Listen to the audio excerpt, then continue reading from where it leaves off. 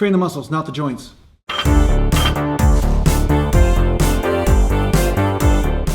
So today I thought I'd talk to you a little bit about... That's better, okay. So I thought this would be an interesting video to talk about why natural bodybuilders should train differently, okay? So a lot of times there's a lot of people out there that say, okay, the only difference is recovery, okay? The recovery time is different for a natural bodybuilder as opposed to a person that isn't a natural bodybuilder.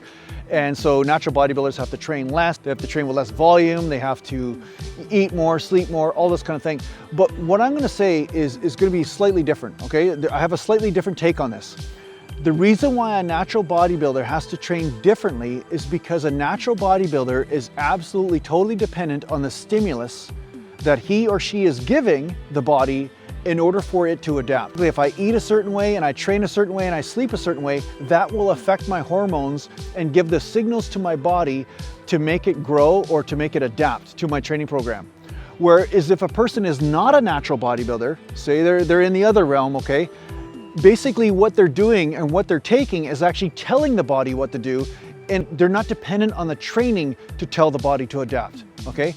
There are people that are unnatural that don't even train, that get results. They actually lose body fat and gain muscle.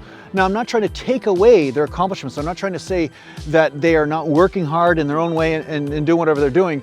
But what I'm saying, as a natural bodybuilder, you are utterly, totally dependent on what you tell the body in order for it to adapt. So that's why I came up with more frequent training. That's why the way I eat makes a big difference, because basically this will dictate what type of hormonal response my body has. If I train a certain way, my body will have a certain hormonal response. If I eat a certain way, my body will have a certain hormonal response.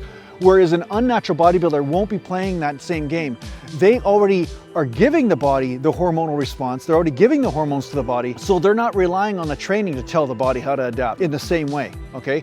They're not relying on the training and the eating to tell their system to adapt from a hormonal point of view, because they've already got that taken care of. They're doing something totally different. So that's why natural bodybuilders have to train differently. Sometimes that's why they have to train more frequently. Sometimes that's why they have to train maybe with less volume.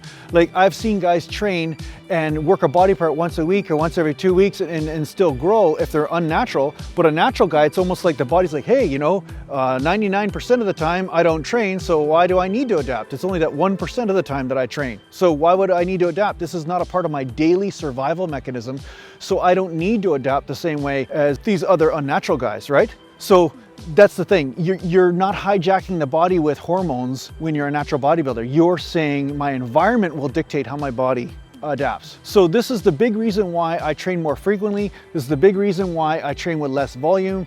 This is the big reason why I shock things up and everything. I'm always telling the body, you need to adapt, you need to adapt, you need to adapt, right?